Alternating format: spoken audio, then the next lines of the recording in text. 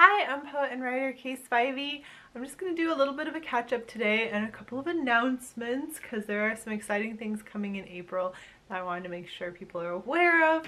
And then I just kind of wanted to have a little bit of a chat, I guess. I also wanted to talk about my TBR for Poetreadathon. Poetreadathon? Poetreadathon? That Flores has put together, and I have the bingo board all printed out and everything from that. So yeah, so we're just gonna have a little tea and a little chat, and I wanted to first off the bat address, I know I've been posting a little less frequently. I suffer from seasonal depression. Normally it hits early February every year, and normally by late February it's kind of past. I unfortunately live where it is very dark and gray, so it had kind of passed as we were getting some sun, and then the dark and gray came back, and coupled with a lot of stress and busyness at work, I'm kind of going back through it again. So hopefully we're going to be getting some more sunny days, and I'm going to have some more good days, and the seasonal depression will pass. This is something I just have around February every year, and yet every year I think, oh, I'm gonna be really ambitious and get a lot of things done, and every year it's pretty much impossible to get anything done. So I am pretty behind on things that I was like hoping to do, hoping to get done. I mean, mostly I've been really killing it on watching a lot of movies and TV shows, and that's been a little bit it. I'm doing some reading and I'm trying to kind of get back into gear, but like my novel revisions fell off the face of the earth. Writing poetry, oh hi Pie, writing poetry kind of fell by the wayside. Submitting, all of that good stuff is falling off the face of the earth. So hopefully I'll be kind of getting back to it, but that's kind of my excuses. I know I was doing good on the videos in January, and I'm missing quite a few Wednesdays at this point. That's why, in case anyone was wondering, and if you aren't, that's totally fine. Let's get into the exciting stuff. Let me put my tea down. First off, if I haven't announced it here yet, which I may not have, I'm doing another buddy read with Michelle Flores from Shelley Flowers Reads and Writes, and we are going to be reading Deaf Republic by Ila Kaminsky. Our live show is going to be on April the 4th at 12 o'clock Pacific Standard Time, 3 p.m. Eastern Standard Time. At some point I'm going to just remember the times, but it will be on Sunday, April 4th. So join us for that. This book is I've just barely started reading it, and it is heavy, it is good, it is very different from a lot of other poetry collections that I've read, and I'm loving it so far. So very excited to discuss this with Shelley Flowers, and definitely one that I recommend. I'm actually going to leave a link to a video down below that the Poets Corner did an in-depth review of this that I thought was fascinating. Next up, the Poetreadathon. Shelley Flowers has put together a lovely bingo board. I will direct you over to her channel where she has a video discussing everything about it, and also a link to the bingo board for you. She had mentioned in her video, and I thought it sounded like a really good idea, to try not to buy any new books for this. I have a bunch of poetry books. My whole poetry collection probably needs another shelf, but you know, that'll come someday. I'm going to try and get bingo on this board without buying any new books. So I went through all of the books I read, and I actually have been like trying really hard to catch up on my poetry TBR. So I had fewer books just like waiting in the wings than I thought, especially if you watched my catching up on my poetry TBR video. I've been really trying hard, so I have many fewer poetry books than I thought. But what I have, let me grab these. Oh, Pie's on my lap. But the books are right below him. So what I actually have of poetry books that I have not read the whole thing, I have a stack, but what I have is a lot of these like thick poetry collections. This one happens to be Juan Felipe Herrera, which would be then the box for a poet by a Latinx author. And so a lot of these, I just haven't read a lot of them because they're big, thick poetry collections, and I don't know that I'm going to finish like multiples of big thick. I mean, I have this one, I've got like Dylan Thomas, it's not quite as thick but it is also long. I have Langston Hughes, I have selected Rita Dove, so I've got a couple, and I don't think I'm going to read an entire collection that's this thick for just the 1 month. But I think if I read an entire, most of these have sections, and I think if I read an entire section, or at least try to read some of the poems from each of these big, thick collections, I'm going to count that. I'll leave it, let's give me a limit. Let's say, how many poems are usually in a collection? Like 50 poems, or 50 pages from any of these will count me for the box. I'll just give that to myself. Should I go over them one more time? Did I just breeze through them so quickly? I have 181 Reasons Mexicans Can't Cross the Border by Juan Felipe Herrera, who was poet laureate. I quite recently, like 2008, I want to say, I believe I have this collection because I believe he read at Obama's inauguration. I think so. And then my mom immediately bought me his collection, and I've only read selected poems out of it so far because it's a honkin' big one. But I really want to get to more of the poems from it, so I'm going to try that one. There's a bookmark in it, but you'll notice it's at the very beginning. Dylan Thomas's collected poems. I, of course, have memorized his very famous Villanelle, Do Not Go Gentle Into That Good Night. But I would like to read some more of his older poems. I do believe, is this 100 years old yet?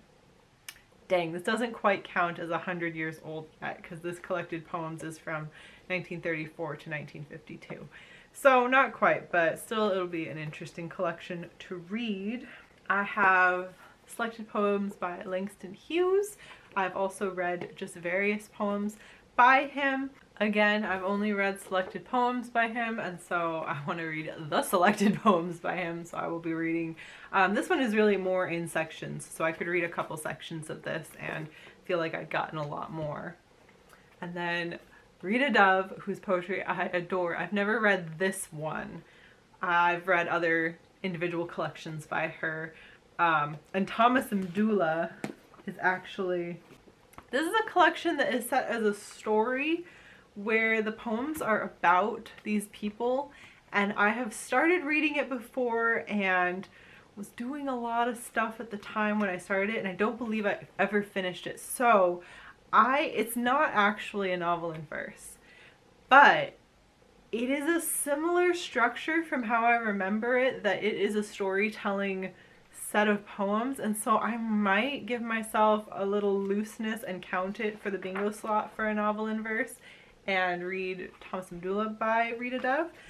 But let me also read her collection here. She also counts as a poet over 60 because she is, I looked it up, she's 68. She's almost 70, so that would count for that as well. Although I believe Juan Felipe Herrera is also getting up there.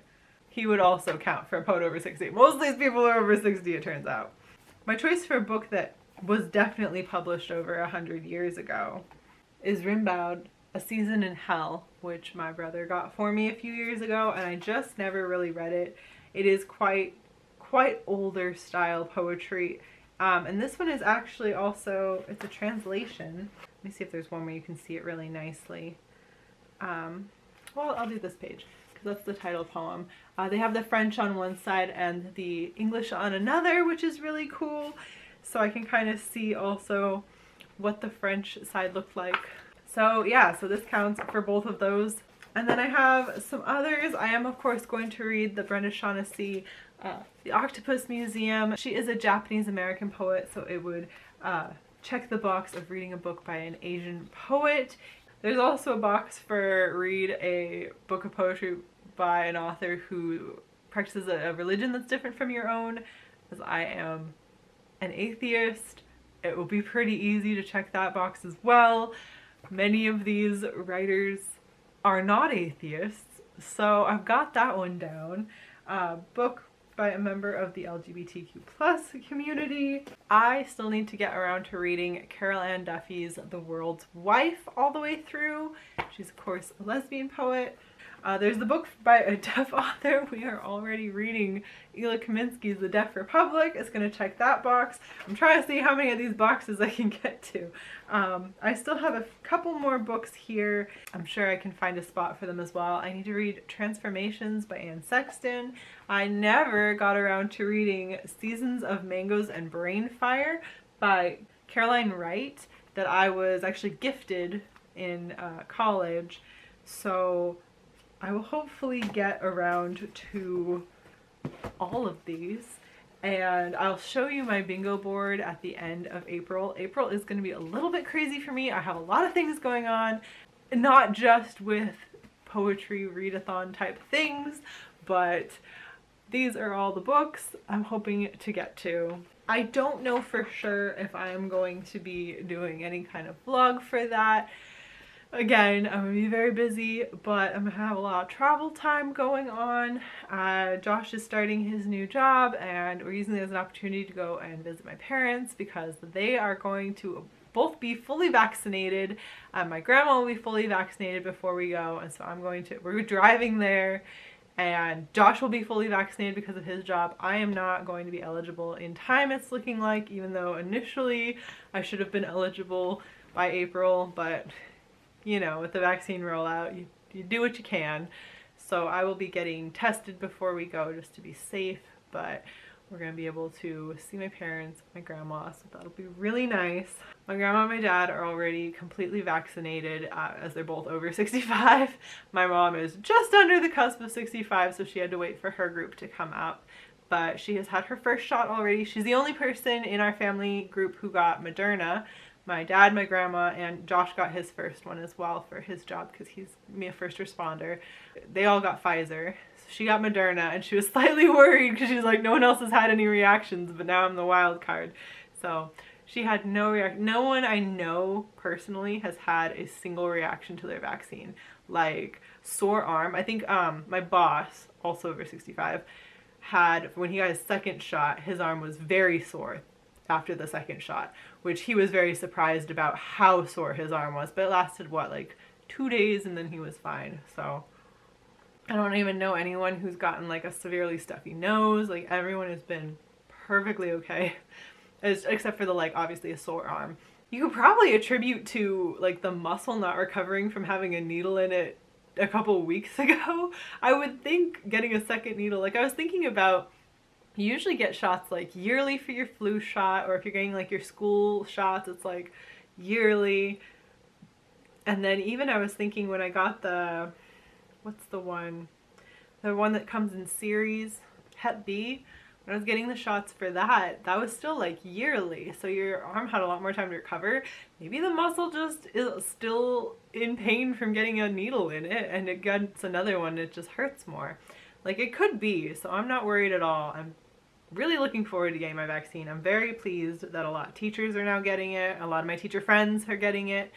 It just kind of, it's an extra added layer of relief, because obviously with the masks, like so many people weren't respecting that, and it was so wishy-washy, but I think it adds a huge layer of comfort, especially for people who are at high risk, to just like, to know that if you like go to see your doctor's not going to give it to you, or like for a teacher to know that should they come to school, they're not going to bring something home from one of their students or spread it from one student group to another student group, that like just knowing that of yourself, your body can fight it off now, or that the person that you're going to see in a medical profession has the antibodies and can fight it off. Like you don't always have to.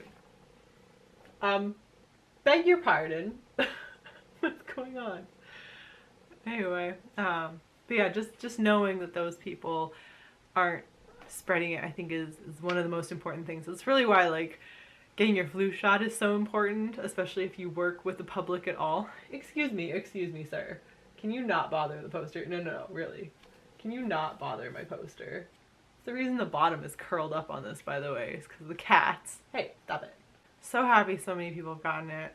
Once I'm eligible, I'm gonna be going to get it, but I am in like the last group, so too young and too healthy. Job has been one of the like, oh, you have to stay open. You're important, but not important enough to get vaccinated. quickly. So yeah, anyway, what else have I been up to lately? Probably it's gonna be until after Josh starts his new job that I really get back into my writing, just because I'm not here mentally for it. So I'm gonna try and focus on reading a lot. I posted my video, my reactions to YA dystopian movies. Well, I've started reading the books, so a review of the books is going to be coming out. That's been my fun reading. All the books that I have been reading have been pushed aside.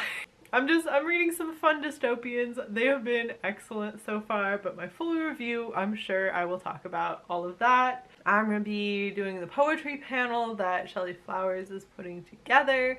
I'm really looking forward. I'm looking forward to just talking to people about poetry. Like, there's not very many like AuthorTube, BookTube type people who are like deeply into poetry.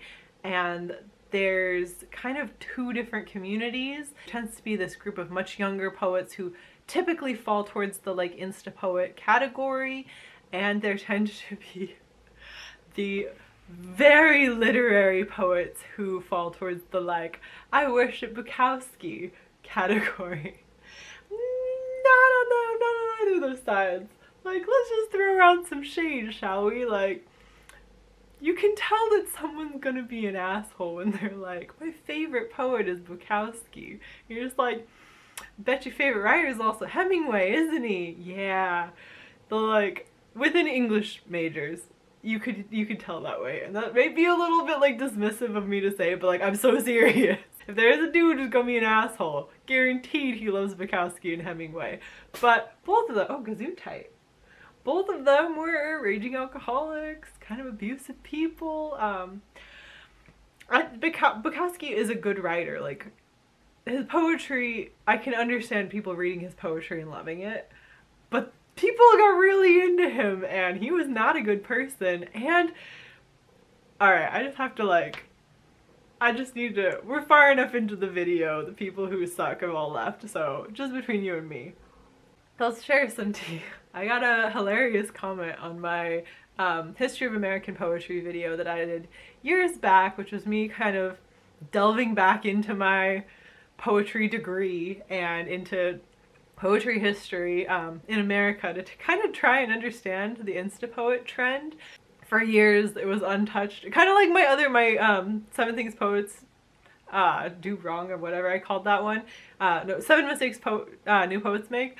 So it's quietly for years, and then all of a sudden it blows up. Like, people must be using it for like actual learning, which is great because, you know, it's not like in-depth, but it's a great jumping off point for like various points in history and various like really influential people in history. And this guy was like, I won't read the comment. You could probably go find it if you're actually interested. I didn't take it down because it was pretty funny. But it was just like, you must be like ignorant to not include Charles Bukowski in this. And then they like posted a poem of his and how he was so great. But like, he wasn't part of any major movement in poetry. He wasn't majorly influential. I would say nowadays he's more influential because he has this like weird cult following, especially among literary majors. But like within his time, he wasn't. Whereas a lot of people who we've forgotten about now and who I kind of tried to like focus in a little bit more on, and obviously like I had limitations. I was doing a slideshow presentation and trying to fit as much in as I could and trying to like be honest to like what is taught now and like what is forgotten. So obviously I forgot tons of people. So many people got forgotten, but all the people I mentioned were like known in their own time and popular in their own time and influenced something regarding their own time. Not Bukowski. I don't know. I even was like, am I wrong? And I went and looked it up and like, no, not really. Like, it's not a problem if you like him, but you probably wear a fedora. Anyway. Is that like too much tea? One of the things, looking back at my English degree and all my English classes, that I realized pretty much way more recently, especially when you stop and think about like the amount of things that you didn't read that were like big, or that you're like learn about later and you're just like, why do we never read any books by Native American writers in high school? You just come to an understanding that a lot of especially like high school, college English professors who happen to, far and wide, a lot of them are white men, and a lot of them really worship some other white men, but a lot of those white men that they worship were alcoholics. And so, like, I think I said in another video, like stop and ask yourself, like, was T.S. Eliot a better writer than anyone else in his time? Or do a whole lot of old white college professors find him highly relatable? There's two ways that the canon carries on in things. There's like the literary method and then the like popularity method.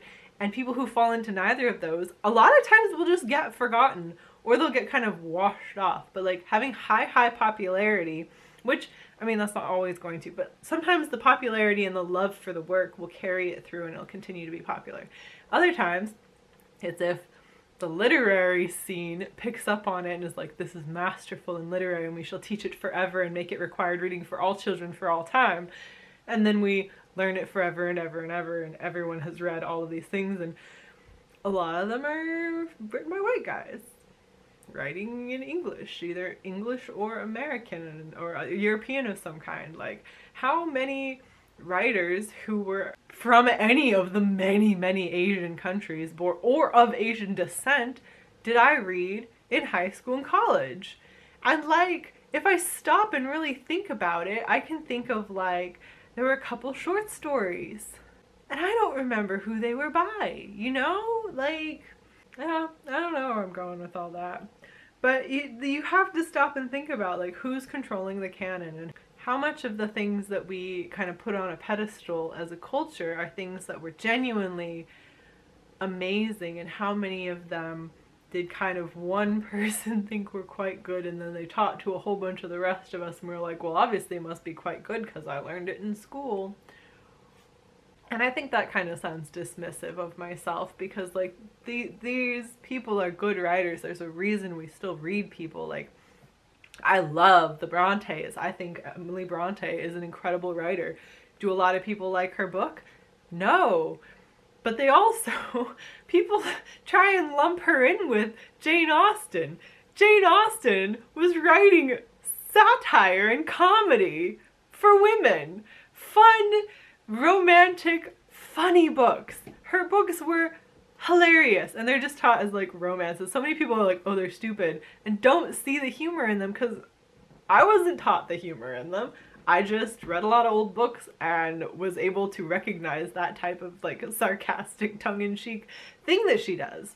Emily Bronte, people teach her as also writing a romance for some reason. Like, Wuthering Heights was not a romance, you guys. It's not a romance. There are people who, I don't even know if you can say there are people who are in love. Like, it's not that kind of book. It's just not. It's, you should read it as like gothic horror even. Like, there's a haunting in it. There's ghost stories. Like, there's people being terrible people to each other. And they're surviving. And it's so beautifully written how these people torture one another and torture themselves over this smallness of their lives and this like desire for something other than what they have. It's an interesting book, but they're different things, and yet I feel like so many people get the wrong impression because they're getting taught these things in a way by these teachers who also learned them in a way that's just antithetical, is that the right word, to like what they actually are. And again, you get all these people left out of the equation. Like, how many disabled writers did I read anything of in high school or college? None that I can think of, none that I knew were disabled.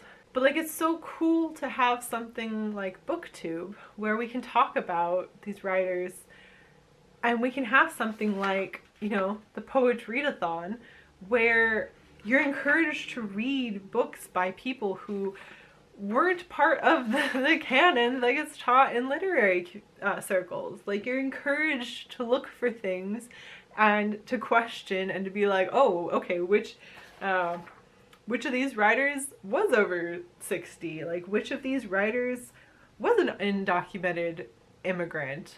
Which of these writers is neurodivergent? Like, to learn more about them, to learn more about like the types of books that you're reading, the types of books that you have on your shelf. Like, it's so good that we can have these kind of discussions now.